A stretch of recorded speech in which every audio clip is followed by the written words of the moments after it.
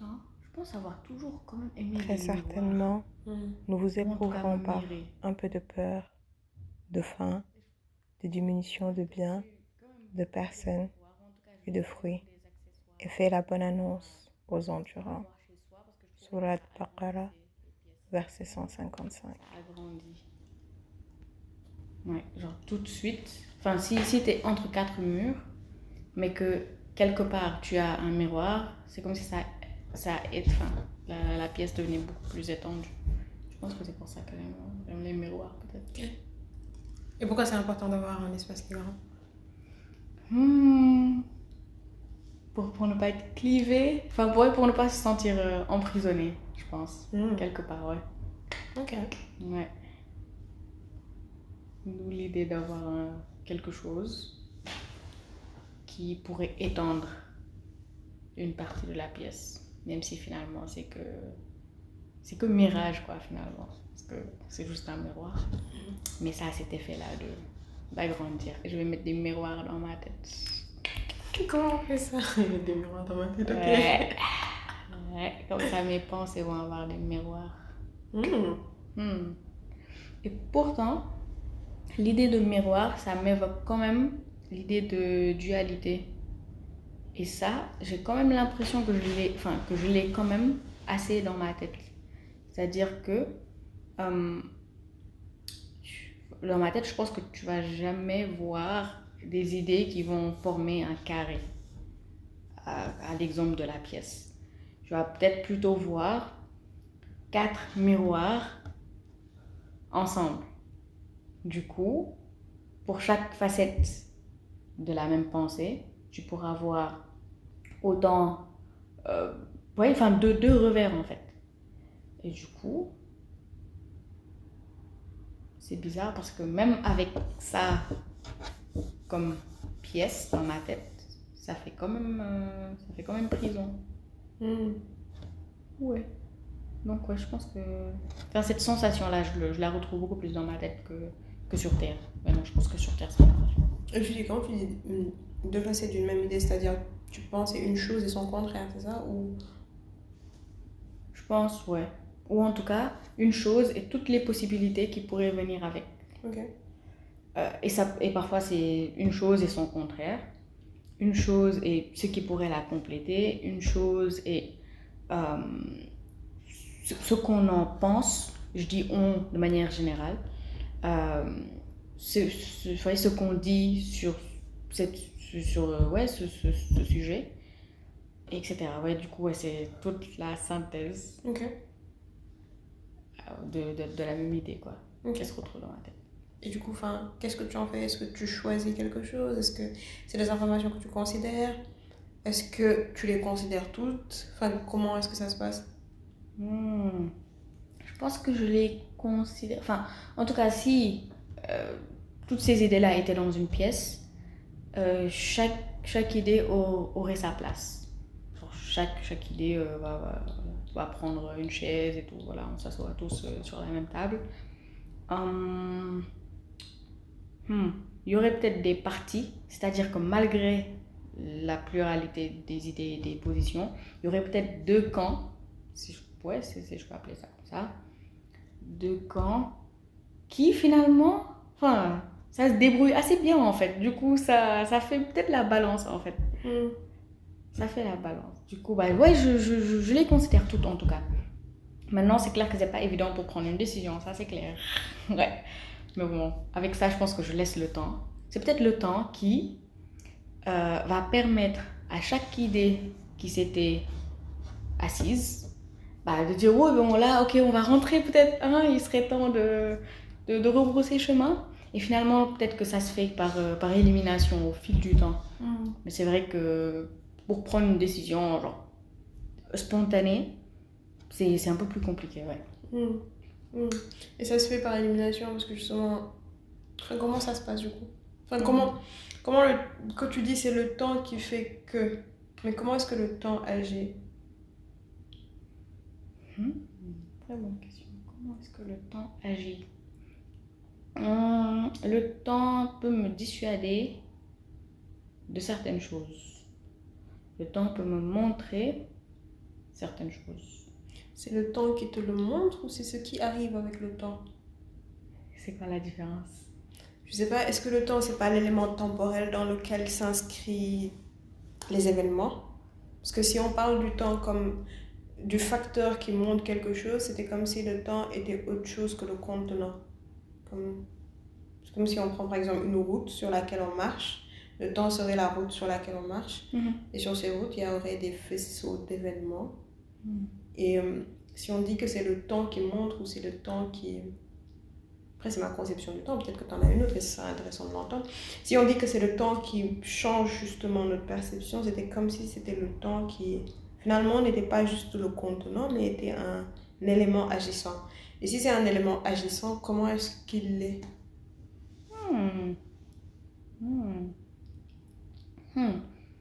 On va peut-être reprendre la même image. Le temps étant la route sur laquelle je marche. Et on va dire que j'ai du coup toutes les idées, on va les personnifier. Alors, voilà, voilà, mon groupe d'amis, n'est-ce pas? Et du coup, si je comprends bien, il y aurait des événements qui arriveraient au cours du chemin et qui pourraient faire le filtre. Mais du coup, je pense que dans ma conception, c'est peut-être... je change de route. Je pense, ouais. Je change de route. Et du coup, ce ne serait pas juste quelque chose de linéaire, mais des trucs à plusieurs degrés. Ouais, tu vois, en haut, en bas, gauche, droite, etc. Circulaire, etc. En spirale et tout. Et je pense que c'est comme ça, en marchant, je pense, ouais. C'est en marchant, finalement. Donc en soi, peut-être que c'est même pas le trajet qui va faire que les idées vont partir, mais c'est les petits pas. Les petits pas. Et peut-être aussi beaucoup les événements qui vont se passer au cours de la marche. Les rencontres, quoi, finalement. Les rencontres, les rencontres, les situations comme ça, des choses que je peux observer, ou juste des choses qui vont mûrir au cours du cheminement. Ouais. Et peut-être aussi des choix, mais des choix qui ne sont même pas liés aux idées qui m'accompagnent, mais juste aux autres choses sur lesquelles je vais mettre mon attention. Parce que du coup, ça va faire que je vais soit aller à droite, à gauche, et peut-être que si je vais à droite ou à gauche, les idées qui m'accompagnaient vont se dire, bon là, ok, c'est vraiment trop à l'opposé, donc bon, on va prendre l'autre chemin et la laisser partir avec les autres nouvelles idées qui vont se développer, quoi. Ou celles qui étaient assez résistantes pour rester. Ok. C'est vrai, ouais. Ok. Moi, je trouve la perspective intéressante justement de prendre une chose de son contraire. Et j'imagine que, comme tu dis, c'est pas un travail facile de faire le tri dans tout ça et d'équilibrer tout ça. Ok. Donc, c'est quoi ta conception de la souffrance, du coup? Quelle est ma conception de la souffrance? Alors, je pense que la souffrance, si je devais la matérialiser, je ne pense même pas que ce serait un personnage. Je te rappelle, avec mes groupes d'amis là, ce serait peut-être ceux qui habiteraient chacun des personnages. Ouais. Ce serait vraiment le fil directeur ou l'aura de chaque personnage. Et quelle est la conception que j'en fais? Ma conception de la souffrance. En soi, je n'arriverai peut-être pas à la définir, en me dire, ok, c'est ça la souffrance. Parce que j'imagine que même pour le même mot, on pourrait, ou pour la même définition, on pourrait avoir plusieurs mots qui vont être rattachés à ça. Mais pour moi, la souffrance, c'est le fil directeur de mes pensées. C'est ça la souffrance pour moi. Et pourquoi c'en est le fil directeur? Parce que c'est peut-être les lunettes inconscientes que je prends quand j'analyse les choses, ou quand j'analyse mes personnages et tout. Ok. Ouais. Mais du coup, Hmm. justement, moi, je vais revenir à la question de la conception que tu en as, parce que je peux mettre un mot, ou plutôt une représentation sur la souffrance qui ne serait pas la tienne, quelqu'un d'autre pourrait le faire. Donc quand tu parles de lunettes inconscientes, forcément c'est un prisme, c'est un angle de vue. Et du coup, qu'est-ce qui sous-tend cet angle de vue-là? Qu'est-ce qui la sous-tend, quoi?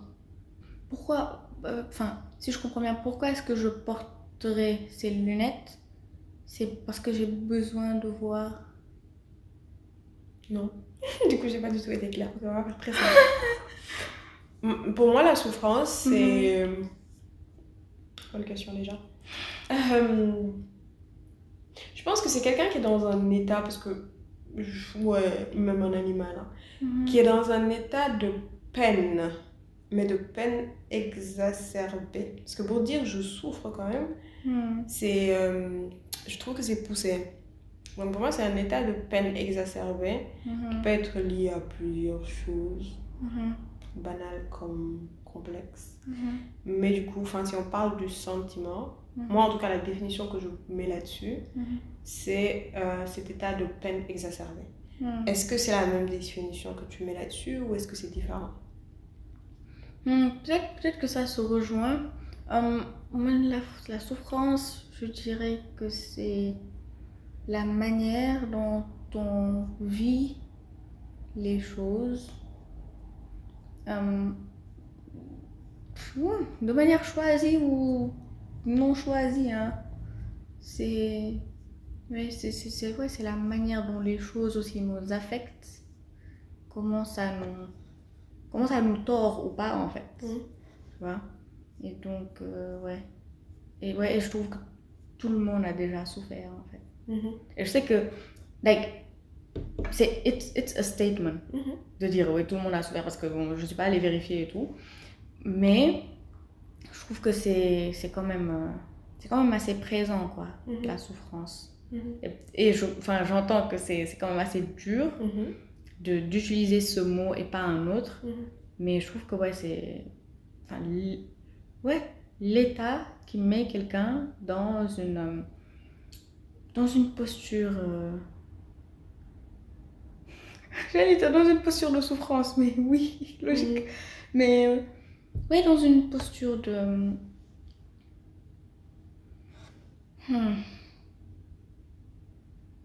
profonde solitude. Ouais.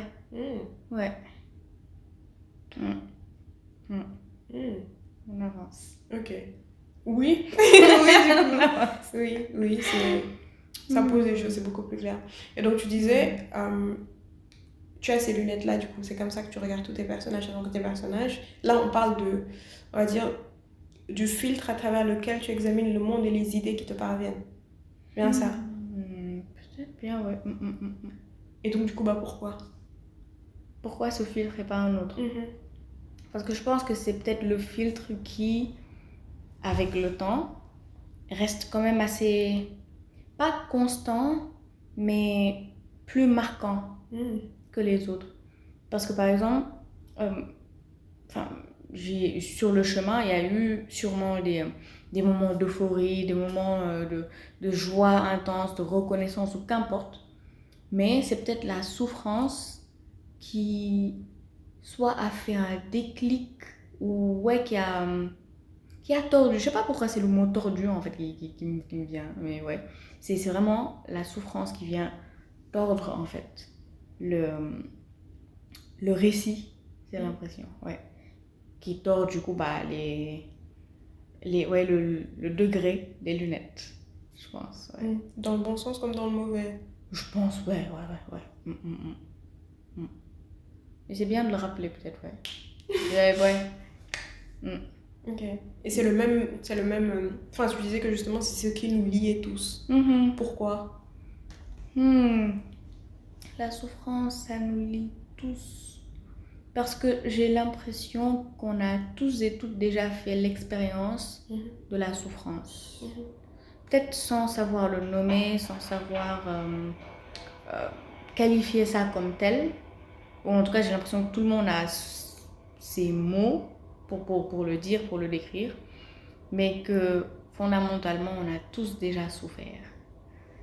Et que rien que pour ça, c'est limite par définition ce qui pourrait, un des éléments qui pourrait nous lier tous en fait.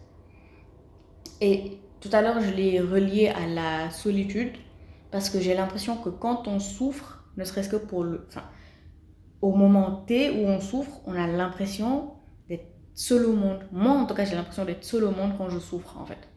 Ou parfois, je sais pas moi, imagine, je sais pas, t'as mal à la tête. Tu vas avoir l'impression que sur Terre, tu es la seule personne qui a ça en fait. Voilà, je suis la seule personne qui est mal à la tête à ce moment-là. Alors qu'en soi, il y a plein d'autres personnes qui ont mal à la tête, mais c'est juste que la souffrance, c'est comme si ça venait faire barrage sur toutes les autres choses qui existent. D'où peut-être aussi l'idée de lunettes en fait. Et je disais aussi que ça nous liait tous, et c'est paradoxal parce que du coup je lis ça à la solitude, mais que, ouais non, c'est assez, c'est présent. Enfin, je trouve que c'est une expérience qu'on vit ou qu'on a tous déjà vécu et que ouais, par définition, ça nous lie en fait. Ça nous lie. Je suis liée aux autres et peut-être aussi à moi-même à travers ce vécu-là, quoi. À travers ce sentiment. On peut dire qu'on a tous connu des moments de joie intense. Pourquoi est-ce que ces moments de joie intense ne seraient pas le fil qui nous lie tous?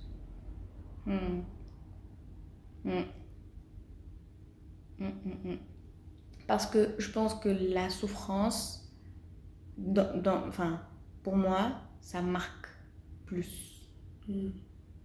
Ou peut-être pas, hein, mais je pense que c'est peut-être ça qui laisse beaucoup plus de traces. Je sais pas, par exemple, imagine il y a de la fumée. Il y a le truc noir là qui vient de la fumée. Bah, même si le feu n'est plus là, il y a quand même des cendres, tu vois. Et j'ai l'impression que justement la souffrance, ça laisse des cendres. Alors que la joie, ça peut être, je sais pas moi, de l'eau, par exemple. Et ça va juste faire, je sais pas, imagine les vagues et tout. Bah, et les vagues repartent. Il n'y a plus la trace des vagues, quoi. Même si, bon, il y avait peut-être la brise et tout. C'était en mode, c'est trop bien et tout, la joie. Mais il y a, je sais pas, quelque chose dans la souffrance qui fait que c'est imperméable, limite. Je ne sais pas si c'est le bon mot, d'ailleurs, que je devrais utiliser. Mais, enfin, ouais, qui laisse des traces, quoi. Je trouve que la souffrance, ça laisse des traces. Et les traces, elles ne disparaissent jamais, elles restent. Si. Oui, ça se transforme, ça change, ça. Mais il y a quelque chose, quoi. Tu vois. C'est comme si tu avais, je sais pas moi, une pâte à modeler. Et au fil du temps, tu peux faire d'autres formes. Mais tu fais tout le temps la même forme, peut-être avec la même pâte à modeler, en fait. Enfin, tu peux faire plusieurs formes avec la même chose. Et du coup, pour moi, imaginons que la boule, du coup, de pâte à modeler, c'est la souffrance. Même si on en fait plusieurs autres choses, on utilise quand même la souffrance pour faire ces autres choses. Voilà. Et donc, du coup, bah, ça garde ce caractère-là. Enfin, je veux dire, est-ce que dans ta perception et dans tes lunettes, du coup, enfin, est-ce que tu y mets... Enfin, quelle est la valence que tu y mets, justement? Est-ce que c'est plutôt quelque chose de négatif, de positif? Est-ce que c'est neutre? Je trouve que c'est fondamentalement négatif, mais couvert de choses positives. C'est-à-dire que dans le centre, peut-être que ça va être assez gore, quoi, assez négatif, mais que quand ça s'expand, bah, il y a moyen que ça fasse des fleurs, quoi. Il y a moyen que ça fasse quelque chose de plus joli. Ouais. Mais du coup, même avec ces fleurs-là, tu ressens et tu retraces justement le centre qui est gore. C'est ça, je veux dire. Ok. Et du coup, quand tu dis que l'humanité, justement, c'est ça qui le lie, Enfin, comment est-ce que tu le perçois? Comment est-ce que tu le ressens? Comment est-ce que tu le vois? Comment ça se manifeste? Je vais reprendre un exemple. Imaginons, on est tous en train de discuter quelque chose. Au moment où une personne va se sentir en souffrance, elle est la seule... Enfin, c'est comme si, en fait, cette souffrance venait la couper du reste de la conversation, en fait. Et sur le moment, la personne pourra se dire « Oh, je souffre de ça ». Et c'est comme si tout, et toutes les autres personnes, tout, ne serait-ce que le temps d'un instant, bah, ça disparaissait, tu vois. Sans peut-être que les autres s'en aperçoivent, même si les autres s'en aperçoivent, qu'est-ce qu'ils peuvent bien faire de ça, tu vois. Et je lie du coup ça à ouais, la souffrance, à la solitude, parce que sur le moment, on se sent seul, et sur le moment, on a l'impression d'être la seule personne sur Terre, comme je disais tout à l'heure, qui vit à ce moment-là la souffrance, en fait. Et ouais, c'est ça. Mais du coup, finalement, comment ça nous lie si ça nous isole? Comment ça? Nous lie si ça nous isole? Parce que peut-être que si tout le monde vit un peu, ne serait-ce qu'un peu de sentiment de solitude, ça fait que quand on rencontre quelqu'un d'autre, on a peut-être plus d'empathie, plus de compréhension à sa souffrance, d'ailleurs, à sa souffrance. Et du coup, ça nous lie tous, j'ai l'impression. Mais je pense que, au fil peut-être de la discussion, cet aspect de comment ça nous lie va être beaucoup plus clair. Parce que peut-être que sur le moment, c'est pas encore super clair. Ok. Et donc, ouais, ce serait plus l'aspect empathique, le fait qu'on puisse être en résonance avec le fait que quelqu'un d'autre soit en train de souffrir, soit de la même chose, ou pas du tout, mais juste qu'on puisse reconnaître dans son visage une souffrance qu'on a vécue et que ça puisse faire écho en nous. Et je pense que c'est partagé par tous les humains, ça. Oui, à des degrés différents, hein. À des degrés différents, des représentations différentes, etc. Mais je pense que oui, quand même. Et c'est même nécessaire. C'est même nécessaire. C'est pas nécessaire de souffrir. En mode, le sentiment, le ressenti qui pourrait être cultivé par rapport à la souffrance, ça peut ne pas surgir chez tout le monde. Mais, ouais, c'est soit les situations où le ressenti en tant que tel, ça je pense qu'on le partage quand même assez tous. Et c'est très paradoxal parce que ce n'est pas la première chose à laquelle on pense en fait quand on voit quelqu'un. Et même parfois on a l'impression qu'il y a des personnes qui ne souffrent pas, alors que c'est impossible en fait. Tu vois, c'est impossible. Et ne serait-ce même que le fait de se rappeler que, oh, qu'importe toi ce que tu as dû vivre, il y a peut-être d'autres personnes qui ont vécu des choses. L'idée, c'est pas de les comparer en mode j'ai plus souffert que tout le monde, mais juste l'idée de me dire que la personne que j'ai devant moi a déjà souffert, ou peut-être souffre alors que je ne le sais pas, ou souffrira, ou qu'importe, ça fait que... il y a de l'admiration. Personnellement, en fait, je développe une admiration parce que je me dis que ce n'est pas la chose la plus saillante, en fait, chez les gens, tu vois. Parfois, tu vois des personnes âgées, je sais pas moi, qui ont vécu soit la guerre ou des choses, mais c'est autre chose qui te vient quand tu les vois. Peut-être de par leur générosité, de par leur manière de se présenter au monde. Tu as l'impression que ces personnes-là n'ont jamais souffert. Alors que, ça se trouve, si tu te poses avec ces personnes, là, ce sera waouh, quoi, tu vois. Voilà. C'est comme si genre, il y avait de l'eau et tout, et quand tu plonges un peu, tu vois, genre, la profondeur, en fait, de la chose. Et rien que pour ça, je trouve que même si nos réponses à la souffrance sont différentes, c'est quand même là, quoi. C'est quand même là. Et c'est juste trop beau de voir finalement tout ce qu'on arrive à faire avec cette même pâte à modeler, quoi. Mais elle est là. Du coup, en parlant de choses qu'on arrive à faire avec ça, du coup, comment est-ce qu'on peut... Comment justement on le transforme, ça? Enfin, ou du moins,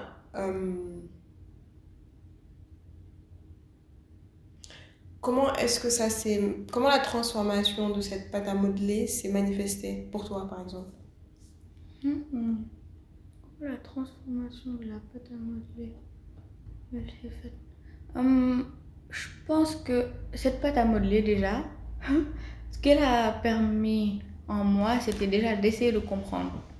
Parce que du coup, je pense que j'étais beaucoup plus dans une analyse. Ok, quelle couleur est-ce que cette pâte à modeler est là, c'est quelle matière et tout. Ouais, vraiment être dans l'analyse et la compréhension de cette pâte à modeler déjà.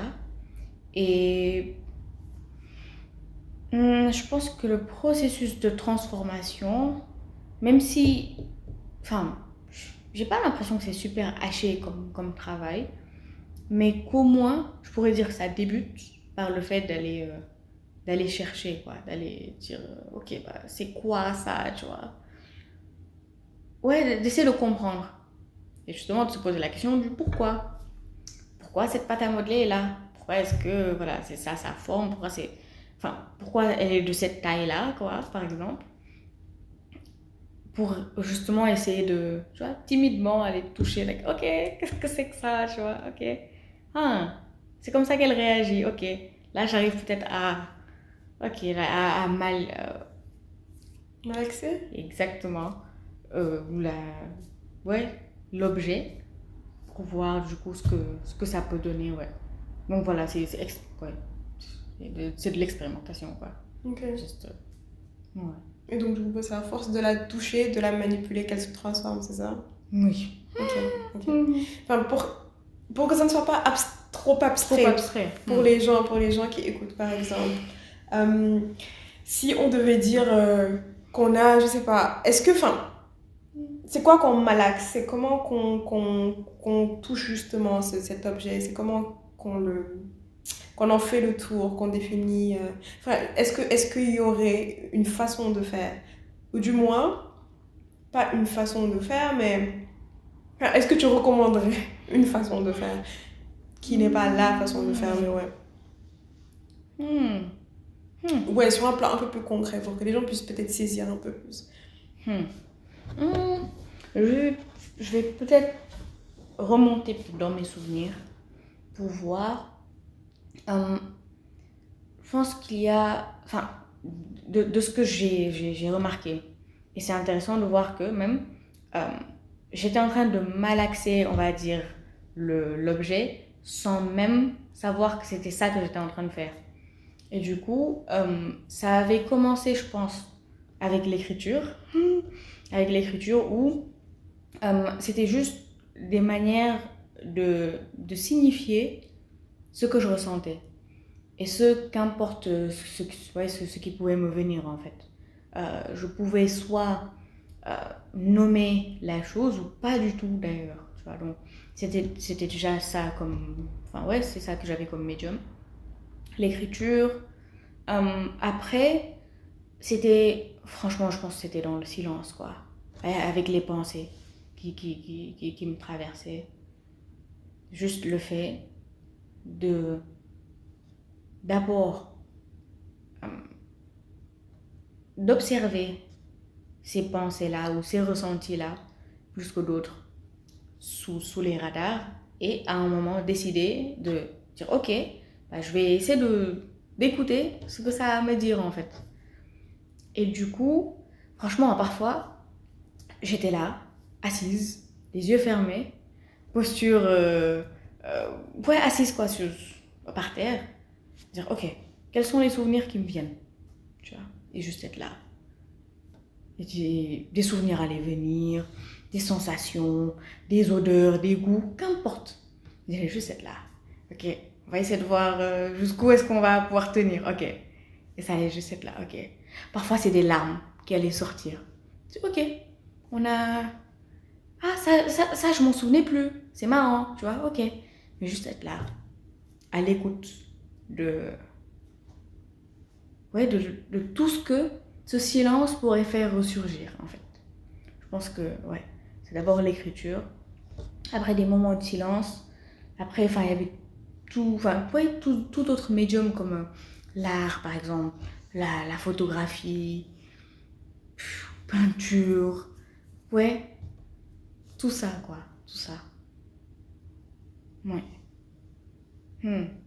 Et aussi, de manière latente, du coup, ouais, de manière vraiment sous mon radar, je pense dans la manière que j'avais d'interagir avec les autres, parce que justement, je pense que j'étais encore dans le processus de vouloir comprendre et de malaxer justement ce qui me venait. Et du coup, je pense que un des moyens que j'ai trouvé, c'était d'être à l'écoute, en fait. D'être à l'écoute, d'essayer de défaire, ou d'essayer, ouais, de défaire les nœuds des autres. Alors que j'oubliais que j'avais des lacets, en fait, hein, que je voulais, enfin, que, ouais, que je devais, moi aussi, dénouer, quoi. Et donc, voilà, c'était par ces médiums-là. Ouais. Et donc, du coup, bah, ça passe, pour résumer, par des moments, en fait, de solitude et de silence, de profond silence pour entendre ce qu'il y a en soi. Et après, une fois que tu les as entendus, qu'est-ce que tu fais? Une fois que tu entends tout ça? Très bonne question. Très, très, très bonne question. Je pense que ça prend place. Ça prend place. Voilà, c'est comme si... ouais, il y avait des fantômes, quoi, dans la pièce. Imaginons qu'il y avait des fantômes dans la pièce. J'avais pas vraiment l'impression qu'ils étaient là, j'étais pas sûre. Mais une fois que tu te dis, ah, il y a une présence, la présence, elle prend forme. C'est ok. Voilà, Dalal Akdam, assieds-toi. On va pouvoir discuter, on va pouvoir entendre ta version des faits ou ton avis sur quelque chose. Sûrement, c'est pour ça qu'il y a autant de personnages en fait. Mais ouais, je pense qu'une fois que je les écoute, ça prend forme. Et je sais pas d'ailleurs si ça répond à la question. Je sais pas. Mais justement, le process, c'est comment? Est-ce que tu les écoutes? Est-ce que tu les questionnes? Est-ce que tu les pousses à te dire des choses? Est-ce que c'est juste par leur simple présence qu'ils te disent des choses? Comment est-ce que... Ouais.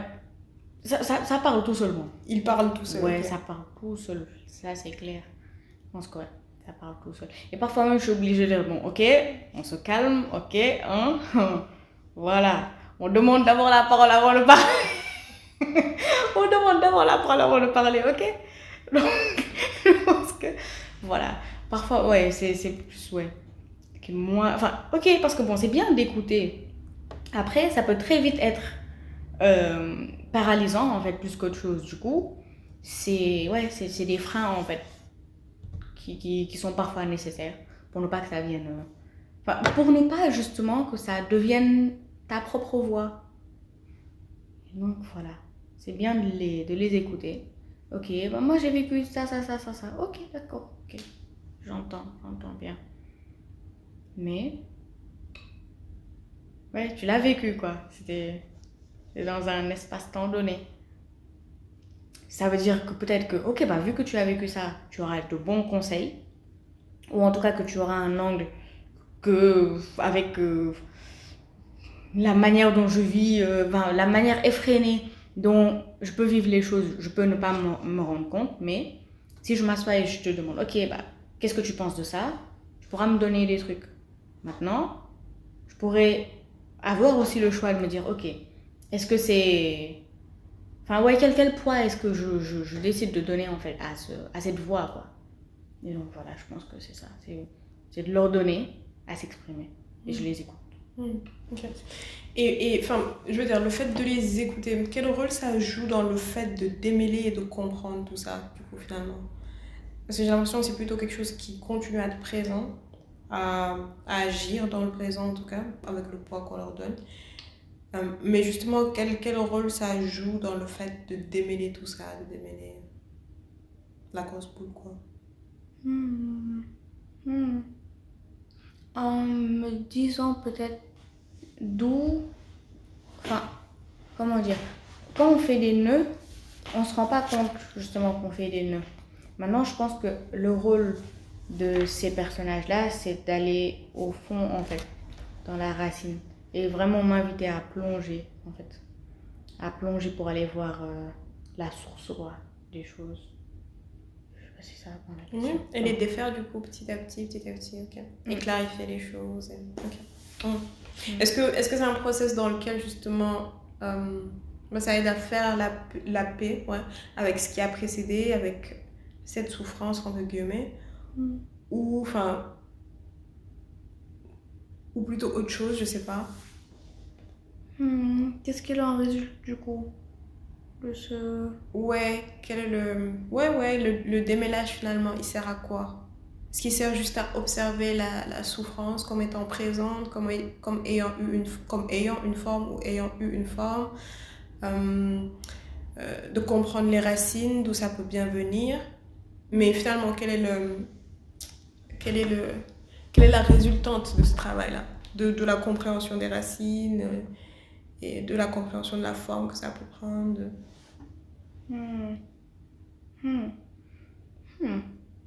Je pense que c'est en vrai, hein, il y a eu un très long moment où c'était uniquement dédié au fait d'essayer de comprendre. Ça, c'est déjà une tâche que je trouvais énorme d'ailleurs. Déjà, ouais, le fait de vouloir comprendre, de plonger, parce que ça prend du temps, c'est coûteux en énergie, c'est fatigant, c'est fatigant.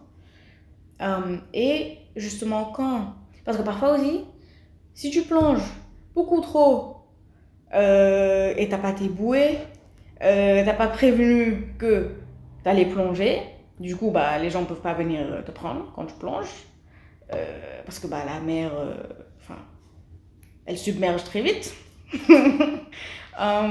Et que tu plonges trop profond, il y a l'abîme, justement, où il n'y a pas de lumière. C'est foulou. Amul belle lumière. Et du coup, avec tout ça, parfois, justement, juste la tâche de comprendre, elle devient complexe, en fait. Parce que tu te retrouves à peut-être te créer d'autres blessures sur le chemin même de la compréhension. Alors que toi, de base, tu voulais faire le médecin chirurgical. Ok, l'opération, c'est ça. On va plonger, on va aller démouler la bombe là, explosive et tout. Et on va revenir. Ok, mission commando, d'accord. Mais, vas-y, déjà, tu vas avoir peur de la poisson qui passe. Du poisson qui passe et tout. Tu vas avoir peur qu'il fasse nuit. Il y a plein d'autres choses, quoi. Et que tu n'avais pas prévu, quoi, finalement. Du coup, c'est des trucs qui se rajoutent à ce que tu voulais faire de base, quoi, tu vois. Mais ouais, donc c'était déjà la compréhension, d'essayer de sortir des séquelles de cette compréhension, parce que ce n'est pas une tâche facile. D'où d'ailleurs le fait de chercher aussi de l'aide durant ce processus. Et d'ailleurs, je pense que c'est une des choses que je retiens de cette période-là, c'est que on ne peut pas tout faire tout seul. Et il faut savoir demander de l'aide. Et après cette compréhension, il y a cette phase de constatation des choses. Parce que du coup, imagine tu as des écouteurs et qui font un nœud, quand tu démêles les nœuds, tu vois quand même la trace qu'a laissé en fait l'empreinte de l'autre filet dessus.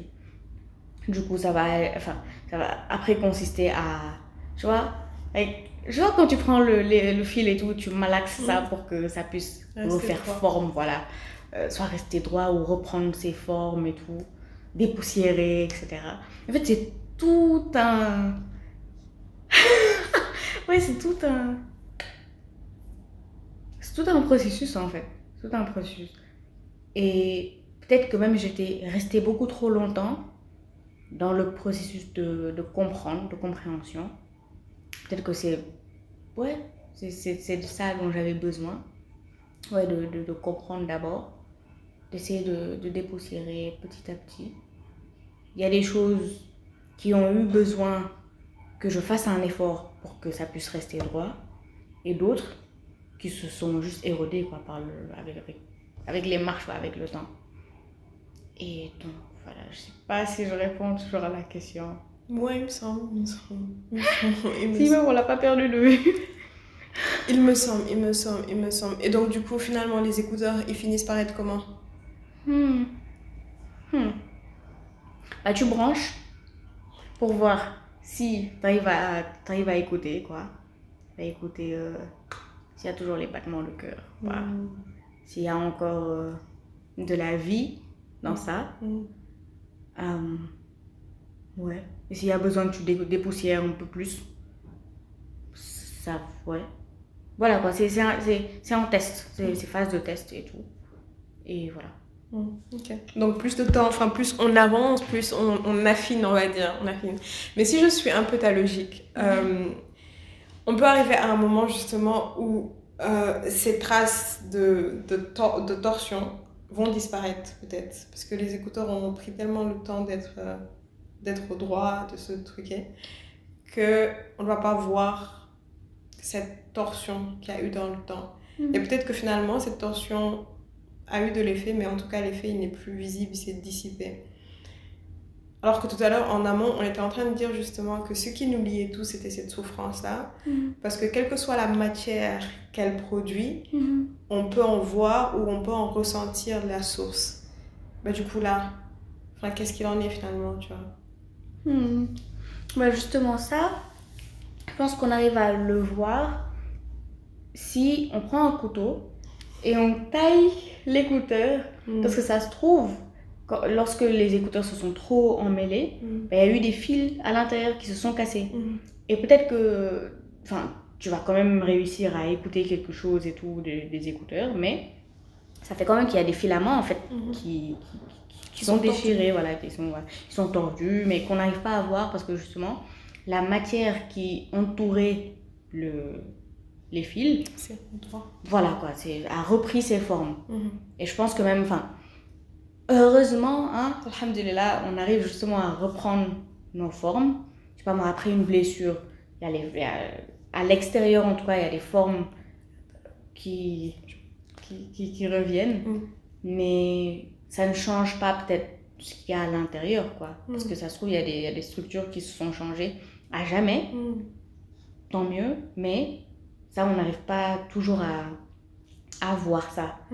Et justement, d'où le fait de se dire que, bah, imaginons chacun est un écouteur, quoi. Enfin, nous sommes tous des fils comme ça. Mais à l'intérieur, il peut y avoir des fissures qu'en extérieur, tu vas jamais te dire, oh, écouteurs, enfin, ces écouteurs-là sont grave fonctionnels. Ouais, ça, c'est trop bien, mais... Et donc, du coup, bah, si on en revient tout à l'heure à l'abîme dont tu parlais, au fait que, justement, en cherchant à comprendre, on plonge et oui, bah, c'est dangereux et on est seul, etc. Et il n'y a personne, justement, pour venir parce qu'on avait demandé à personne, enfin, on avait averti personne qu'on irait. Comment on fait pour en ressortir? Comment on fait pour en ressortir? Une question très, très générale, auquel bien évidemment chaque personne qui plonge, je pense, aura sa manière d'en ressortir. Pour moi, ça a été, je pense, un abandon d'abord. Je suis vraiment abandonnée dans ce truc. Déjà, je pense, je me suis sentie abandonnée d'abord. Pourtant, c'est moi qui ai plongé, hein. Je me suis sentie abandonnée d'abord. Après, c'est comme si en fait j'avais renoncé finalement. Parce que, imagine, tu es dans une très grande bassine, tu es dans l'abîme quoi.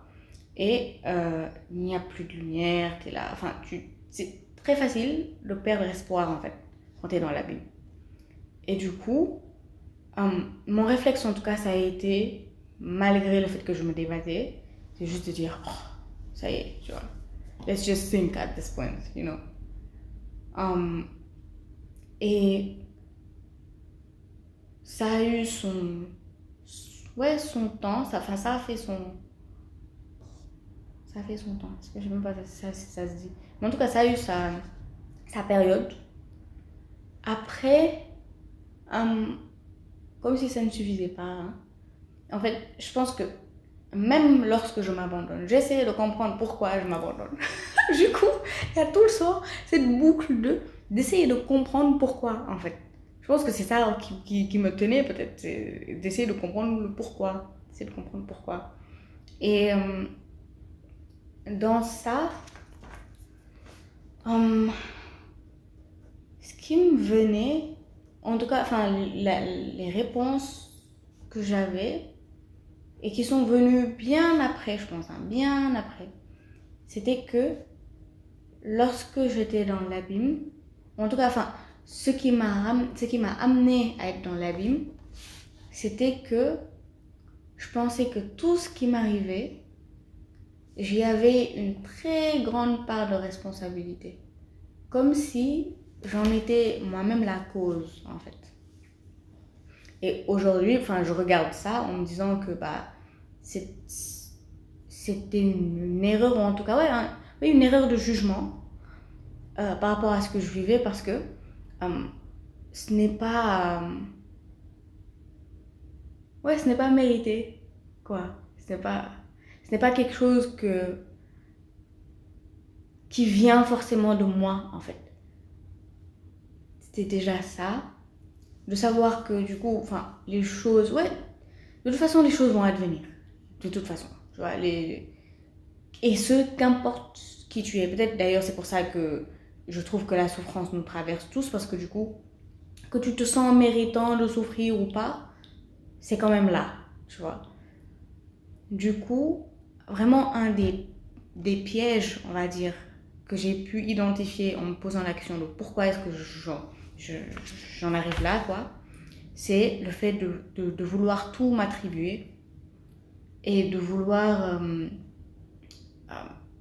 tout prendre personnellement, et encore plus, pire même, le fait de penser que les choses ne changeraient que par rapport à moi. C'est-à-dire que tu poses une action et ça fait changer les choses. Du coup, en même temps, je me voyais comme cause et comme solution.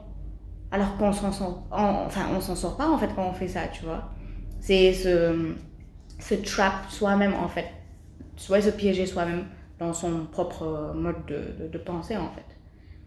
Et je pense que c'est ça en fait, ce qui m'a ramené peut-être dans cet abîme-là. C'était le fait de penser que... c'était le fait de les prendre trop personnellement, quoi. D'embrasser beaucoup trop les choses, en fait. Alors parfois, faut les lâcher, quoi, tu vois. And yeah, je pense que ouais, c'était d'abord le fait de vouloir les comprendre. Et dans le fait de les comprendre, bien sûr, il y a eu la phase de recherche, tu vois. Là, c'est le moment où j'essaie de chercher autour de moi, dans l'abîme, s'il y avait, je sais pas moi, un filet sur lequel je pourrais m'accrocher, s'il y avait quelque chose et tout. Et c'était la recherche d'informations. J'appelais ça comme ça, la recherche d'informations. Et ça passait par des livres, des vidéos, du contenu que je regardais, que j'absorbais, pour essayer de faire sens ou de nommer des choses qui me posaient question, quoi, à ces moments-là. Ouais. Et c'est parce que... Enfin, je veux dire, finalement, c'est ça qui t'a... C'est ça qui t'a sorti de là. Enfin, ça a été le fil, ça a été la petite lumière. Je dirais que ça a été le battement de mes pieds, tu vois, quand tu veux nager, là, quand tu veux remonter. ça a été des moments de propulsion, parce que parfois, justement, ça faisait du bien d'avoir des réponses, ou d'avoir en tout cas un objet sur lequel on étaye ses pensées, d'avoir des semblants de solutions qui pourraient venir te donner des pistes que tu n'avais pas entrevues jusque-là. Et là encore, dans ces propulsions, il y a eu encore ce que j'appelle des pièges, dans le sens où c'est très facile de prendre ces objets-là, que ce soit un livre ou une vidéo ou une personne ou qu'importe, de les prendre comme c'est la solution en fait. C'est ça la lumière, alors que c'est juste des moyens peut-être, même pas les meilleurs, hein, mais juste des piédestals comme ça, des petits cailloux comme ça, pour que tu puisses faire la montée en fait plus facilement. Mais ce n'est pas en tant que tel, ce n'est pas une fin. Et je trouve que justement, une des choses à remarquer, ou en tout cas à souligner lors de cette étape, c'est le fait de ne pas confondre les moyens avec les fins. Parce que c'est très facile justement quand on est quand on est dans une détresse, ou en tout cas quand on se sent submergé, de prendre quelque chose comme étant la chose, quoi. C'est très facile d'idéaliser, en fait. C'est très facile d'idéaliser. Donc, ouais. Et comment on fait cette dichotomie? Je pense que... personnellement, je pense que je n'ai pas eu je n'ai pas eu le discernement.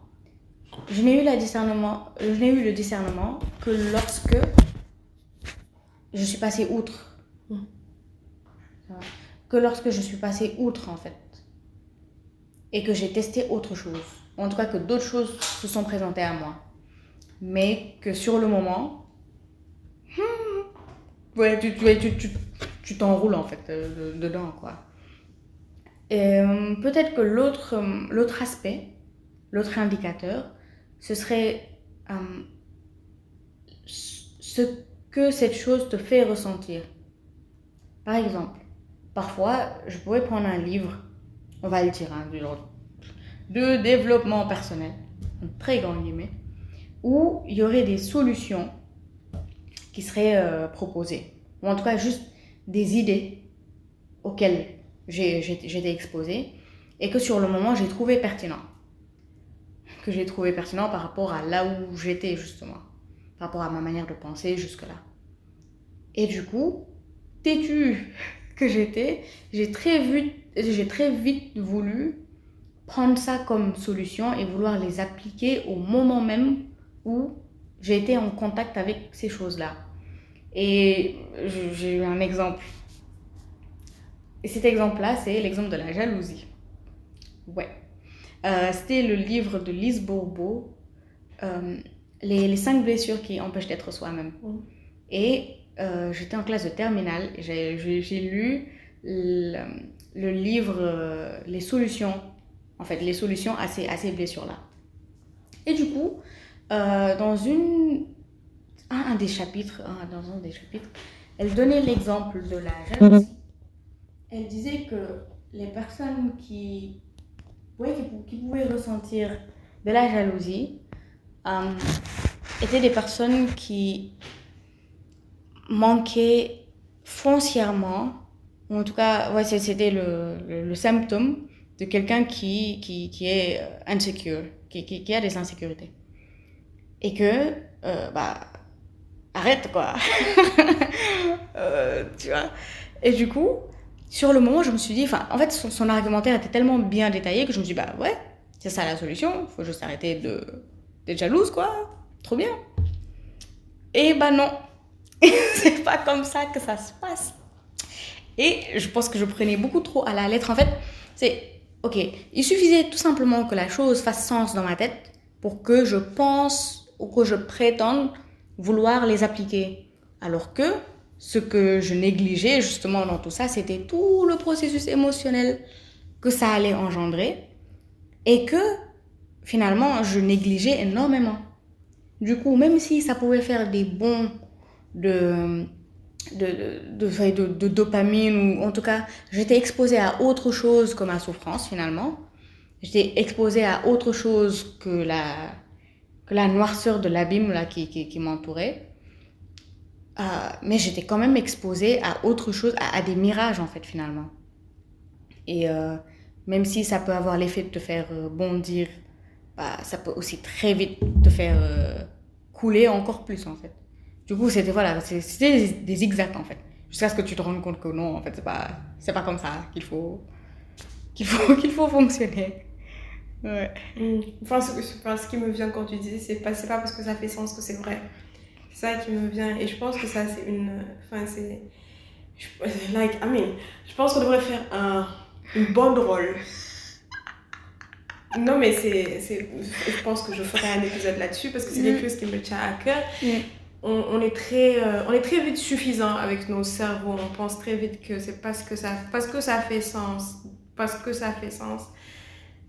Que c'est vrai. Ça peut facilement faire sens que la lune est petite et qu'on peut la tenir avec notre main parce qu'on la voit. Alors qu'on sait que c'est pas vrai, tu vois. Mais il a fallu justement qu'on puisse avoir des avancées pour se rendre compte que la lune elle est pas si petite que ça finalement, tu vois. Donc c'est pas parce que quelque chose fait sens que c'est vrai. On peut pas être nous-mêmes la source de la vérité. Et quand je parle de nous-mêmes, je parle des humains de façon générale et de ce qu'on peut produire. Enfin, bien sûr qu'on peut raisonner, bien sûr que quelque chose peut faire un écho en nous, mais on sait qu'on est assez biaisé pour pas.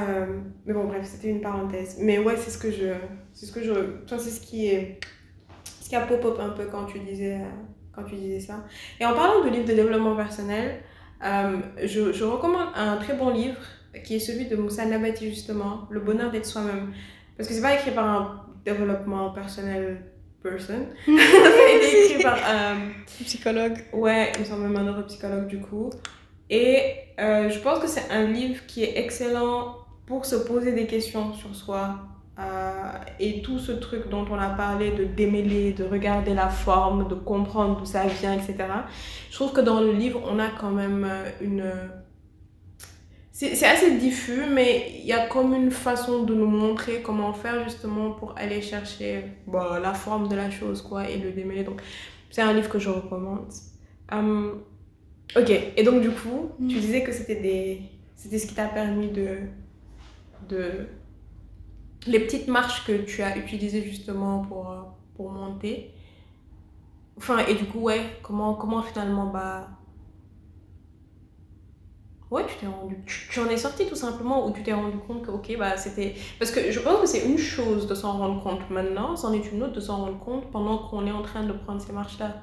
Est-ce que quand on en est à cet état de conscience, tout comme aujourd'hui notre état de conscience, je l'espère dans 5 ans, on va le regarder en se disant misérable personne.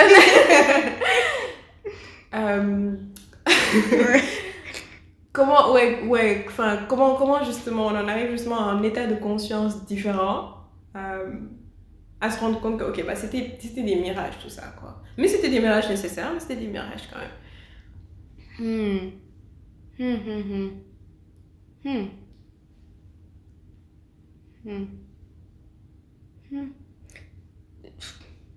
Il y a deux choses qui me viennent. La première, c'est le temps. Le temps, vraiment. Le temps de laisser la vie en fait faire. Te ramener ce dont tu aurais besoin et que tu n'aurais absolument pas pu trouver ou dénicher toi-même. Et lorsque ça arrive, de toute façon, ça saute aux yeux, vraiment. Genre, si on essaie en tout cas d'être transparent et de juste constater, je pense qu'il y a de ces choses, des blessures ou des choses qu'on n'aurait pas pu démêler nous-mêmes. Parce que parfois, quelqu'un d'autre est en train de démêler nos propres nœuds alors qu'on est en train de dormir, on ne sait même pas en fait. Et la deuxième chose, c'était le fait de se contenter. Le fait de se contenter de... Pour mon cas, en tout cas, ça a été le fait de me contenter de ce que j'avais déjà. Et je dis ça parce que maintenant que ça me revient, une des choses qui a participé énormément à me faire couler encore plus, c'était l'absence de base. Ou en tout cas, le fait d'avoir tellement remis, ou en tout cas d'avoir tellement essayé de remettre en question mes bases, que ça faisait que je tenais plus sur grand chose, quoi. Rien ne tenait. Exactement. Et dans ces cas de figure, c'est très facile justement qu'autre chose fasse office de base, juste parce que toi, tu l'adules et tu sais que tu as besoin de base, en fait, sur le moment. Et, sur le moment, je pense que c'était... ça a pu commencer. Parce qu'en fait, comment dire, on va dire que il y a eu une période où il y avait de la souffrance, mais que ça allait par les moyens que je pouvais utiliser, l'écriture, les amis qui sont autour, le fait d'aller en classe et que quelqu'un te fasse rigoler, etc. Tu vois, ça atténue, quoi qu'on puisse dire. Après, quand j'essayais de remettre en cause mes propres idées, en fait, c'est comme si je m'étais attaquée à moi-même, finalement, parce que c'est comme si je me voyais peut-être moi-même comme étant le problème de tout. Et que j'ai aussi peut-être vu les autres et accusé peut-être à tort des personnes ou des situations ou des actions comme étant la cause de mon mal-être profond que j'arrivais pas à nommer jusque-là. Et en faisant ça, ça faisait que tout ce qui pouvait venir de bien en soi, chez les autres, dans ces situations, etc., c'est comme si je les gommais, quoi, au profit du fait de les pervertir, en fait, de les voir comme étant ce qu'ils ne sont pas, en fait, tu vois. Et ça fait justement que ça coupe, en fait, tout ce qui pouvait venir de bien de soi-même et des autres. Le schéma parfait pour se retrouver seul, là, pour le coup. Et en plus de ça, de manière beaucoup plus, de manière plus concrète, je me suis, ou en tout cas, durant mon adolescence, j'ai énormément remis en question les choses qui m'ont été transmises jusque-là. Et parmi ces choses, justement, il y a eu mon éducation. À un moment, j'ai énormément remis en question mon éducation en me demandant, est-ce que, en partie, ce ne serait pas ça la cause de ma souffrance? L'autre chose, et dans cette éducation, il y avait aussi la religion, où à some point, je me suis dit, ok, et si ça avait participé à cultiver cette souffrance-là par quelconque moyen en moi, ou en tout cas des schémas de pensée que je ne voulais plus garder dans ma tête, quoi. Et du coup, ça faisait que toutes les choses qui de base permettent à quelqu'un de tenir, la religion et l'éducation, vu que je les ai cut off, tu te retrouves à flotter, quoi. Et tu penses sur le moment, je pensais sur le moment que ça pouvait me faire le plus de bien possible. Mais ce dont je me suis rendu compte, c'était que de 1, j'en avais besoin. Et que de 2, c'est là pour une raison, quoi. C'est là pour une raison parce que on ne peut pas... c'est une chose, en fait, de remettre en question les choses, mais c'est une autre chose que de les détruire, tu vois. C'est une autre chose que de penser faire sa vie ou faire son chemin sans ça, en fait.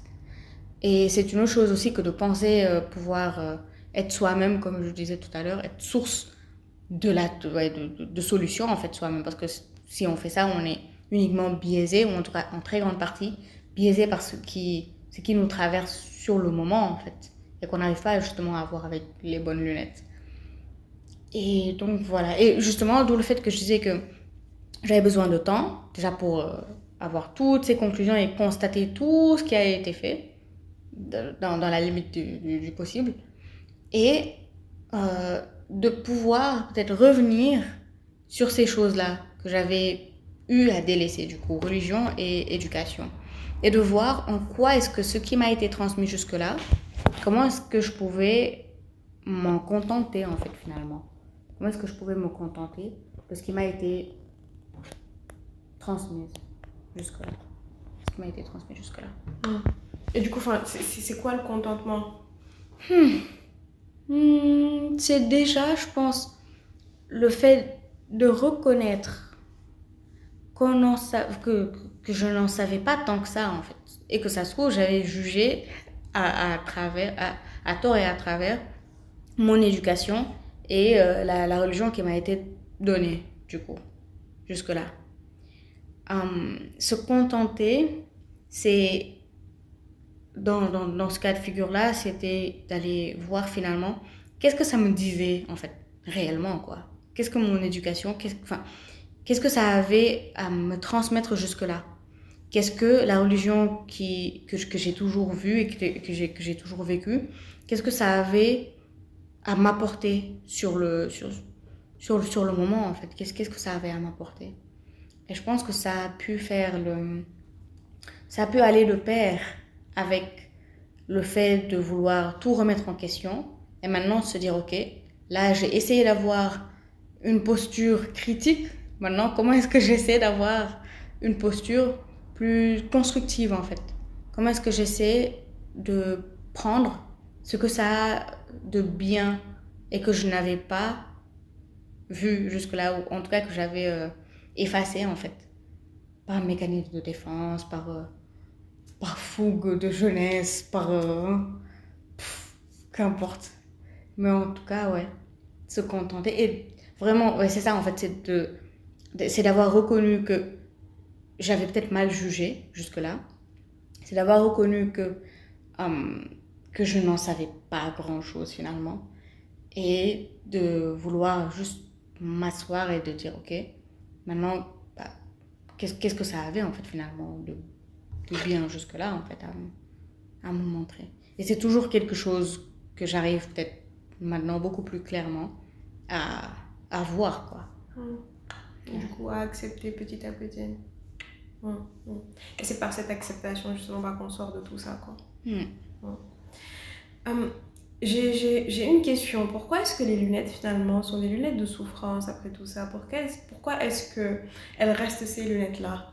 C'est-à-dire qu'on aurait très bien pu... parce que la souffrance, c'est un ressenti. C'est la façon dont on reçoit l'événement. C'est-à-dire que face à une même épreuve, quelqu'un peut en souffrir et quelqu'un pas du tout. Donc c'est une réception. Pourquoi est-ce que ça reste ça? Pourquoi est-ce que les lunettes restent une lunette de souffrance? Peut-être parce que c'est ça qui m'a le plus touchée, je pense. Et c'est... Enfin, maintenant que tu poses la question, j'ai quand même... Enfin, ouais, je me suis dit que, somehow, ces lunettes-là de souffrance, quand même, ça aura le mérite, ou en tout cas, ouais, ça a eu le mérite de m'avoir accompagnée jusque-là. Et que peut-être que sans ces lunettes-là de souffrance, l'abîme, tout ça, enfin le chemin aurait été autre. Maintenant, comment, I don't know, je sais pas. Mais je sais, ou en tout cas j'imagine que ces lunettes m'ont accompagnée pour une raison. Après, ça se trouve, j'essaie juste de faire sens par rapport à tout ce qui m'arrive, ou en tout cas tout ce qui s'est passé. Et que c'est avec ces lunettes-là que ça a fait sens jusque-là, quoi. Parce que je me dis, imagine si tu avais vécu les choses autrement. Déjà, c'est clair que tu n'aurais pas été la même personne. Est-ce que ça aurait eu... Enfin, est-ce que cette version-là, finalement, elle te plairait beaucoup plus que celle que tu es maintenant? Je ne peux pas savoir. Mais ces lunettes de souffrance, c'est comme si finalement c'était... oui, une bonne chose, en fait. une bénédiction, en fait. Une bénédiction que les choses se soient faites comme ça, que j'ai eu à les interpréter de cette manière-là, et que ce sont ces interprétations qui m'ont amené à, etc., etc., etc. Et donc, je pense que j'ai toujours, ou en tout cas j'ai longtemps gardé ces lunettes parce qu'il fallait les garder, quoi. Parce qu'il fallait les garder. Et tu penses que tu continueras à les garder? Parfois, oui. Parfois, je pense oui. Hein.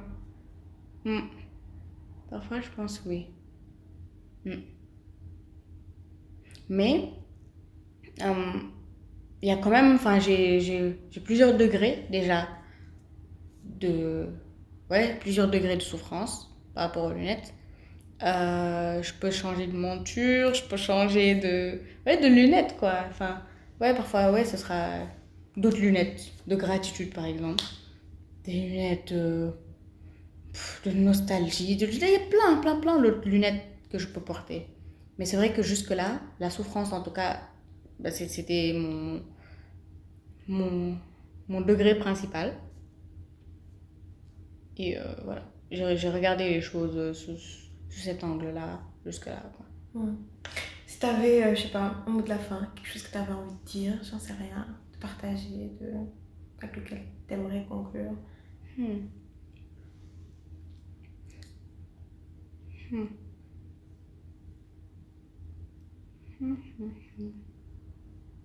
Je dirais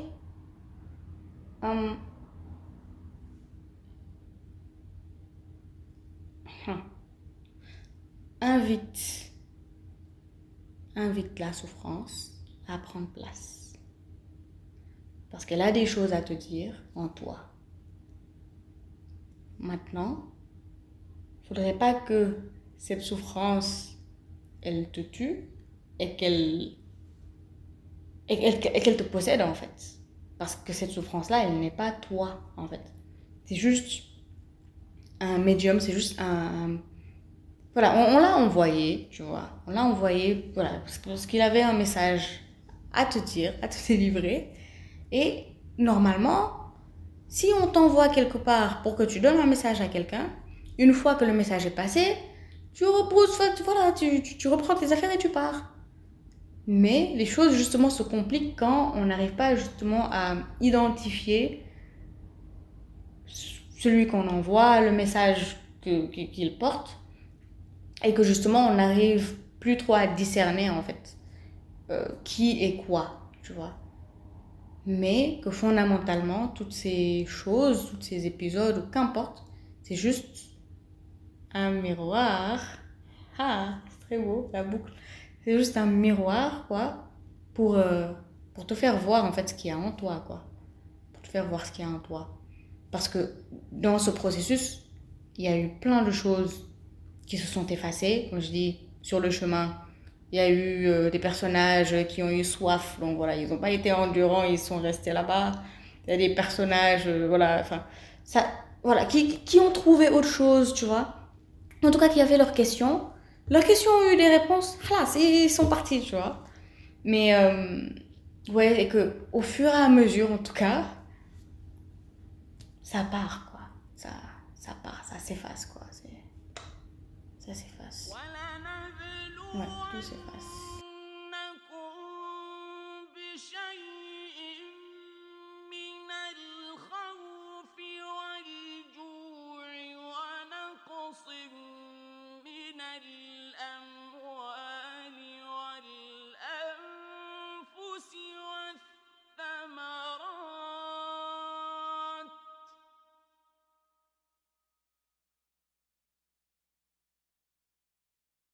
وبشر